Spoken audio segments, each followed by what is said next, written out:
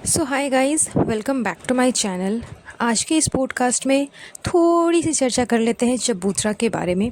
Because चबूतरा ने जिस तरह से अपने लास्ट वाले ब्लॉग में दिखाया कि वो अपनी अम्मी को एज अ कस्टमर पहली बार रेस्टोरेंट में लेकर के जा रही है, उसका रेस्टोरेंट जो खुला है उस वाले रेस्टोरेंट में लेकर के जा रही है, उन्हें बहुत अच्छे से ट्रीट करने के लिए, बहुत स्पेशल फ़ील कराने के लिए, घर जैसा फ़ील कराने के लिए। बिकॉज़ चबूतरा ने ही अपने ब्लॉग में बोला कि हमारा रेस्टोरेंट खोलने का जो मेन मकसद है वो ये है कि लोगों को घर जैसा फ़ील हो, उनको घर जैसा खाना मिले, उन्हें वहाँ जा कर के ऐसा लगे कि हम अपने घर में ही बैठे हुए हैं। ये सारे इंटेंशंस थे उन लोगों के, जिस वजह से उन लोगों ने अपना रेस्टोरेंट ओपन किया है, जो कि सरासर झूठ है, सिर्फ़ और सिर्फ व्यूज़ कमाने के चक्कर में। तो अकॉर्डिंग टू दी चबूतरा, कि चबूतरा ऐसा चाहती थी कि उसकी अम्मी को भी घर जैसा फ़ील हो। तो अगर आप अपनी माँ को घर जैसा फ़ील करवाने की कोशिश कर रहे हो, तो उसी माँ से आप पैसे वसूल रहे हो, उसी माँ को कह रहे हो कि तुमने यहाँ पे खाया है तो उसका पेमेंट तुम करो। एंड सिर्फ अपना पेमेंट मत करो, जितने लोगों को खिलाया है उन सब का पेमेंट तुम ही करोगे। एंड आप में से जो कोई भी उसके रेस्टोरेंट में गया होगा, आपको पता ही होगा कि उसका मेन्यू कितना ज़्यादा कॉस्टली है। तो अच्छा खासा बिल फाड़ा है चबूतरा ने अपनी माँ के ऊपर में। बिकॉज़ इस बंदी को खुद रेस्टोरेंट में जा कर के खाना खाने का मन था, क्योंकि हमेशा तो ये ऑर्डर कर ही लेती है घर पे। तो एक घर पे खाना और एक वहाँ पे जा कर के बैठ कर के खाना, दोनों में ज़मीन आसमान का फ़र्क है। एक होता है ना कि वैसा व्यू भी आना चाहिए, आसपास का बैकग्राउंड भी वैसा होना चाहिए कि हाँ चलो हम रेस्टोरेंट में खाना खा रहे हैं। तो इसका खुद का मन था कि इसे रेस्टोरेंट में जाना है, जाकर के वहाँ पे खाना खाना है, क्योंकि ये भी वहाँ पे बैठ कर के अभी तक खाना नहीं खाई थी। इसने भी जितने बार मंगवाया है खाना, घर पे ही मंगवाया है, पर्सनली रेस्टोरेंट में जा कर के नहीं इसने खाना खाया। इसके काफ़ी सारे रीज़न्स हैं।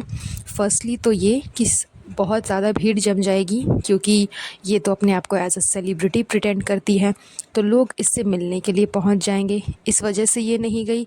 दूसरा कि सीट अवेलेबल नहीं रहता है, सीट की ही बुकिंग हमेशा चालू रहती है। इस बार भी इसकी अम्मी जो गई, इस समय भी सीट्स अवेलेबल नहीं थे, पहले से ही सीट बुक किए हुए थे, खाली ही नहीं था। लेकिन जब खाली हुआ तब ये लोग अंदर गए, बहुत काफ़ी टाइम तक तो ये लोग बाहर ही बैठे हुए थे। तो ये कंडीशंस होती है, जिस वजह से ये अभी तक रेस्टोरेंट में जाकर के इसने भी नहीं खाया था। लेकिन अब जब अम्मी को खिलाने के टाइम आया, तो इसने सोचा कि चलो बहती गंगा में मैं भी हाथ धो ही लेती हूँ, मैं भी जाकर के वहाँ पे खा ही लेती हूँ। खाना तो मुझे खुद है ही, लेकिन नाम अम्मी के ऊपर हम लगा देंगे, अम्मी के ऊपर बिल फाड़ देंगे। वही काम इसने किया, अपनी माँ के ऊपर बिल फाड़ा और अच्छा खासा बिल बनवा कर के वहाँ से आई। तो एक बेटी, आप सोचो अपनी माँ के साथ में किस तरह का बिहेव करती है, कैसा घर वाला फीलिंग इनका, मतलब इनका दिमाग सोचो कि घर वाला फीलिंग, घर जैसा फील ये होता है इनके लिए कि घर पे तो तुम खाना बना करके दो और बाहर अगर मैं तुम्हें ले करके जा रही हूँ तो उस खाने का बिल तुम ही दो। ये है इनकी नौटंकी, ये है इनका मेन मोटिव। आप लोगों ने अगर इसका व्लॉग देखा होगा तो आपको बीच में एक सीन ऐसा देखने को मिला होगा जहाँ पे अम्मी का फेस एकदम लटक गया था।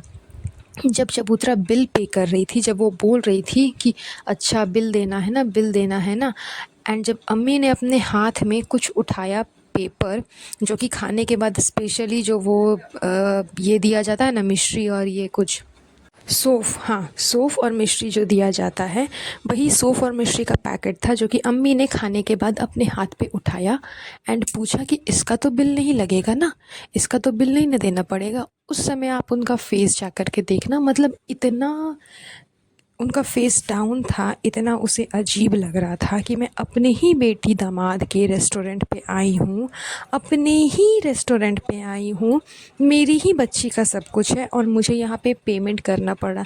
मतलब इतना गैर गुजरा तो खैर कोई भी नहीं होता।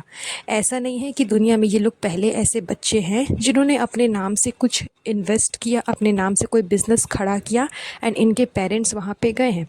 जी नहीं, हर एक औलाद अपने दम पे अपना कुछ ना कुछ बिज़नेस खड़ा करता ही है। तो इसका ये मतलब नहीं कि वो अपने पेरेंट्स को वहाँ पर लेकर के जाता है और बाद में उनसे पैसे वसूली करता है। तो इतनी गिरी हुई हरकत बस ये लोग ही कर सकते हैं। इसके बाद बात आ जाती है जिम के ऊपर में कि जिम का रिव्यू मांगा गया है चबूतरा से। मतलब जिस लड़की को जिम का जी भी नहीं पता, उससे लोग रिव्यू मांग रहे हैं कि आप हमें रिव्यू दो कि आप जिम जानने के बाद किस मशीन को कैसे यूज़ करती हो, कौन सा मशीन कितना इफ़ेक्टिव है, क्या काम करता है नहीं करता है। मतलब बोलने का भी एक सेंस होना चाहिए, एक कॉमन सेंस लगा करके इंसान को बोलना चाहिए कि मैं क्या बोल रही हूँ।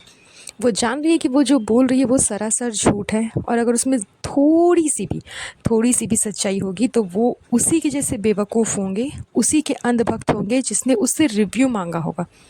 जो बार बार जिम बदलते रहती है, जिसने आज तक कंटिन्यू कभी जिम 15 दिन तक भी नहीं किया, उससे आप जिम का रिव्यू मांग रहे हो, तो फिर आप सोचो कि आप अपनी हेल्थ के साथ में कितना बड़ा खिलवाड़ कर रहे हो। वो सिर्फ डायलॉग मारती है कि हर इंसान को अपनी हेल्थ का ध्यान रखना चाहिए, जिम जाने का ये मतलब नहीं कि आपको पतली होना है, लोग फिट रहने के लिए भी जिम जाते हैं। मैं ज़्यादा खाना नहीं खाती, मैं दिन में 2 ही बार खाना खाती हूँ, लेकिन भर-भर के खाती हूँ। दिन भर में 2 ही बार खाना खाती हूँ, लेकिन एक टाइम रेस्टोरेंट में जा कर के एकदम ढेर सारा खाना खाती हूँ। एक बार घर पे ही खाती हूँ तो वो भी पूरा तेल से तरा हुआ, तरी ऑयली खाना, जंक फूड, वो सब कुछ खाती हूँ।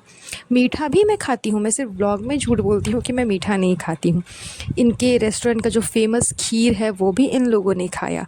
तो साफ-साफ झूठ बोलना इनकी आदत हो गई है। व्लॉग में दिखने के बावजूद ये लोग झूठ बोलते हैं, लोगों को बेवकूफ़ बनाते हैं, एंड इनके अंधभक्त इनके बेवकूफ़ी में आ भी जाते हैं। तो ये हैं इनकी हरकतें।